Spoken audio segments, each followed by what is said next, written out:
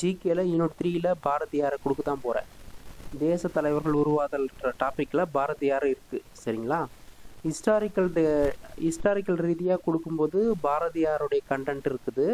அதே போல் ஆல்ரெடி அவர் ஒரு போயட்டாகவும் இருந்திருக்கார், ஒரு சிறந்த தமிழ் அறிஞர். சரிங்களா? அதனால் நிறைய எக்கச்சக்கமான தமிழ் சம்மந்தப்பட்ட விஷயங்களும் இருக்குது.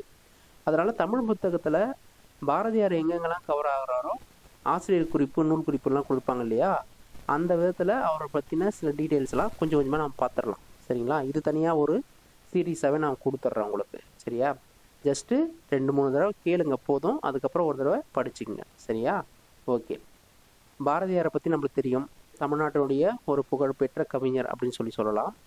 பாட்டுக்கொரு புலவன் பாரதி அப்படின்னு சொல்லி கொண்டாடப்படுபவர் யாருன்னு சொன்னால் பாரதியார் தான். சரிங்களா?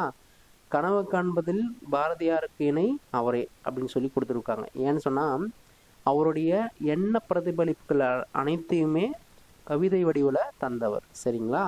ஓகே. இந்த தொகுப்பை பொறுத்த வரைக்கும் இவருடைய வாழ்ந்த காலங்களை பார்க்கும்போது டிசம்பர் 11, 1882 பிறந்து செப்டம்பர் 11, 1921 இயற்கை எழுதுகிறார். சரிங்களா? இதை மட்டும் தெரிஞ்சுங்க, 2-3 தடவை பார்த்துங்க. சரிங்களா? ஓகே. 20ஆம் நூற்றாண்டுடைய இணையற்ற கவிஞர் யாருன்னு சொன்னால் பாரதியார் அப்படின்னு சொல்லியிருக்காங்க. இயற்பெயர் என்ன? சுப்பிரமணியன். ஞாபகம் வச்சுங்க.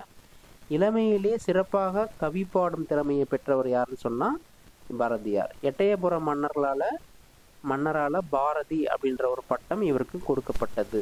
சரிங்களா? தன்னுடைய கவிதை வாயிலாக விடுதலை உணர்வை ஊட்டிய ஒரு மகான். சரிங்களா? மண்ணுரிமைக்காகவும் பெண்ணுரிமைக்காகவும் பாடுபட்டவர் பாரதியார். சரிங்களா?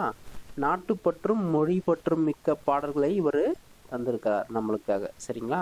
இவருடைய முக்கியமான சில நூல்களை பார்க்கும்போது பாஞ்சாலி சபதம், கண்ணன் பாட்டு, குயில் பாட்டு. பாஞ்சாலி சபதம், கண்ணன் பாட்டு, குயில் பாட்டு இதெல்லாம் அவர் இயற்றியிருக்காரு. ஓகேவா? இதுதான் இந்த கிளிப்பில் நம்ம தெரிஞ்சுக்க வேண்டியது. அதுக்கடுத்து 7th இருந்தாலோ 8th இருந்தாலும் 9th இருந்தாலோ அவரை பற்றின சில டீட்டெயில்ஸை அப்படியே இந்த சீரீஸில் பார்த்துட்டு வந்துடலாம். சரிங்களா? என்னை பொறுத்த வரைக்கும் ஒருத்தரை நம்ம சிலபஸில் இருக்கிற ஒருத்தரை படிக்கிறோம்னு சொன்னால் A to Z அவரை பற்றி கொஞ்சம் தெரிஞ்சு வச்சுக்கிறது ரொம்ப ரொம்ப நல்லது.